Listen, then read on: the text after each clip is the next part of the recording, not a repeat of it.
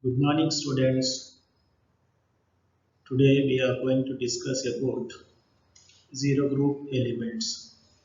As you know, elements have been classified in long form periodic table in the form of groups and periods, and each group elements similar in physical and chemical properties.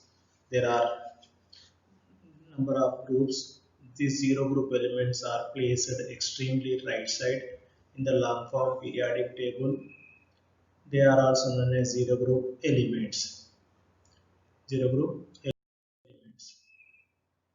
So, what are the zero group elements and their occurrence? Zero group elements are more stable in nature, and this group contains six elements. What are those six elements? Helium, neon, argon, krypton, xenon, radon. Among all these six elements, except radon, all gases are present in atmosphere. Very small amount are traces. Radon is a radioactive element which is produced by disintegration of radium. The radium itself is a radioactive element. These group elements are known as inert gases, zero group elements, noble gases.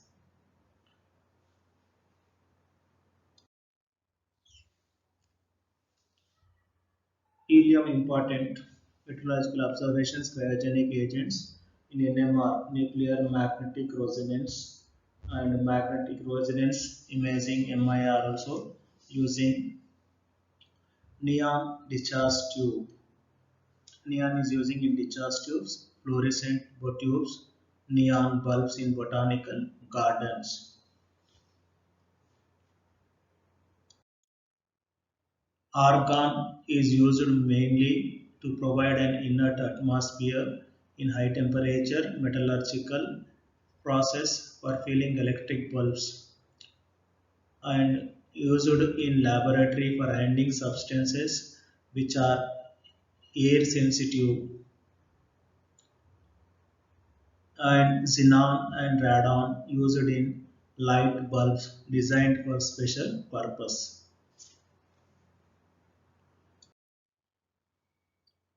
Now, details of zero group elements. First element is helium. Its atomic number is 2. Number of electrons 2. Its electronic configuration 1s2. It itself is the valence shell electronic configuration.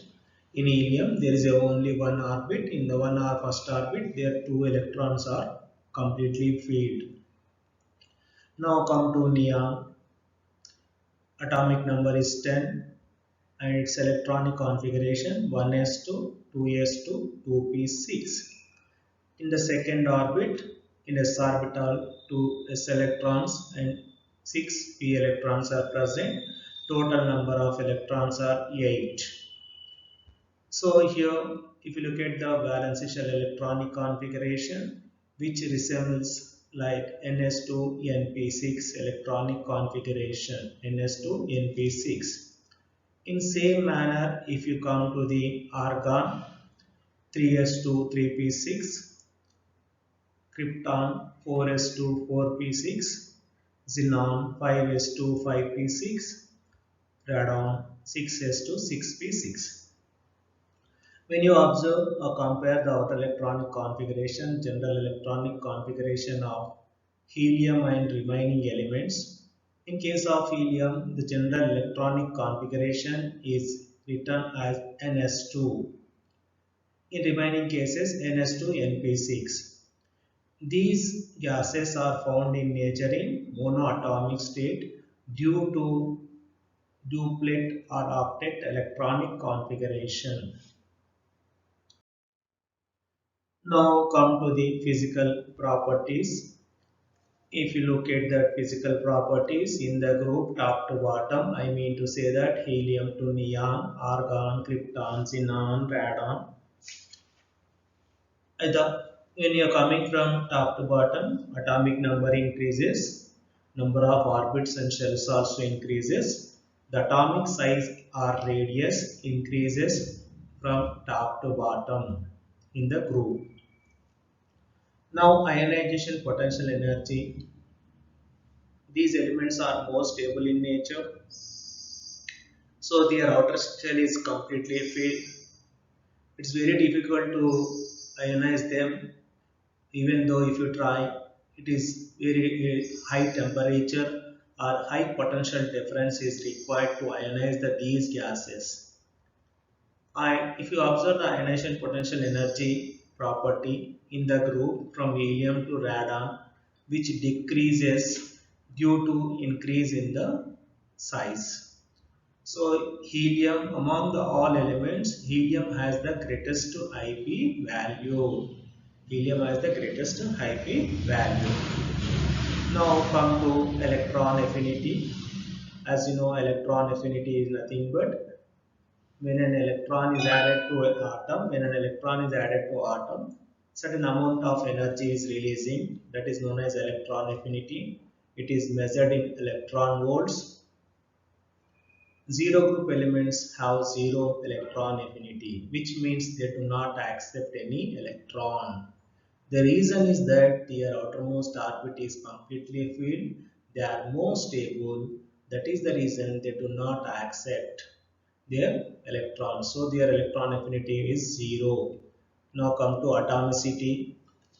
If you find the element, most of the elements they found in nature in diatomic or triatomic, polyatomic state. Example, you can take oxygen diatomic, hydrogen diatomic, ozone triatomic, phosphorus tetratomic, so on. But these group elements are found in nature in monoatomic state. Monoatomic state. And it can be there, if you look at that, their specific gas resistance Cp by Cv at constant pressure, a specific constant volume, its constant pressure and constant volume. Cp by Cv ratio is 1.66. This is indication for monoatomic. Now liquefaction of these gases, it's very difficult to liquefy them because there are the monoatomic molecules among the atoms. There is weak van der Waals forces, so it is very difficult to liquefy. And these forces are increasing from helium to radon in the group top to bottom. As the mass is increasing, van der Waals forces also increasing. The liquefaction of helium is very difficult, but it can be liquefied at 4.2 Kelvin. Then your helium, condensed helium, is known as helium 1. On further cooling at 2.2 Kelvin, helium 2 we are going to get. Helium 2 got much importance. It is a liquid but with gas properties. It has many applications, and the best why it is using means it has very high thermal conductivity. Its thermal conductivity, if you compare with copper, it is 800 times more than copper, and it has very low viscosity also. It is 1000 of the hydrogen gas. One more thing is that it is virtually frictionless. Frictionless. Okay, so why helium 2 got importance? It is though liquid, possesses the gas properties. It has a very high thermal conductivity compared to the copper, 800 times. It has very low viscosity and it is virtually frictionless. Now, it can flow up hills. Helium can flow up hills. It is most important property, and no gas you will observe this possessing this kind of properties. Low all noble gases. except radon can be solidified between the 2 to 9 Kelvin temperature. Helium is most difficult to be solidified. So hence it can be solidified at 1 Kelvin degree centigrade, 1 Kelvin temperature. Hence due to this property, it is using as a cooling agent at 25 atmospheric pressure. Solubility of this group element, they are slightly soluble in water, and their solubility increases, increase in atomic mass. Increase in atomic mass. Now, compounds of xenon. So, compounds of xenon difluoride, can be prepared. Xenon is treated with the fluorine and giving that xenon difluoride. Xenon can be treated with dioxygen difluoride, then you are getting the xenon difluoride. Xenon difluoride is a colorless crystalline solid which has the melting point 40 Kelvin, soluble in anhydrous hydrogen fluoride without any reaction. When xenon difluoride subjected to heating, which undergo disproportionation reaction which gives xenon and xenon tetrafluoride.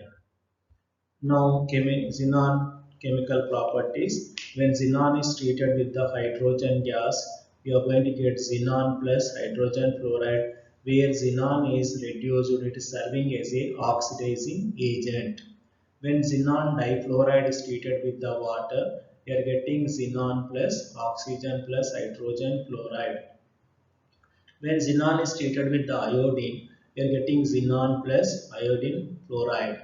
When xenon is treated with the sulfur trioxide, we are getting xenon plus sulfur oxyfluorides. When xenon difluoride is treated with the nitric oxide, we are getting xenon plus nitric fluoride.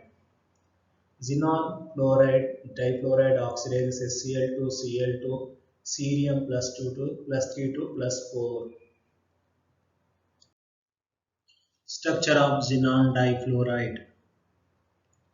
Xenon difluoride structure is linear in shape. Hybridization is that sp3d hybridization, and there are 3 lone pairs and 2 bond pairs. Lone pairs are placed in plane and bond pairs are perpendicular to the plane. And if you look at the bond angle, it is 90 degrees between the plane and vertical bonds, that is fluorine and electron pair, and between the lone pair of electrons bond angle is 120. Here hybridization is sp3d hybridization. Now if you look at that repulsion, here bond pairs are placed vertically to the plane. The reason to reduce the repulsion among the lone pairs and bond pairs. So shape here actually it should be trigonal bipyramidal due to presence of lone pairs. Its shape is taken as a linear in shape.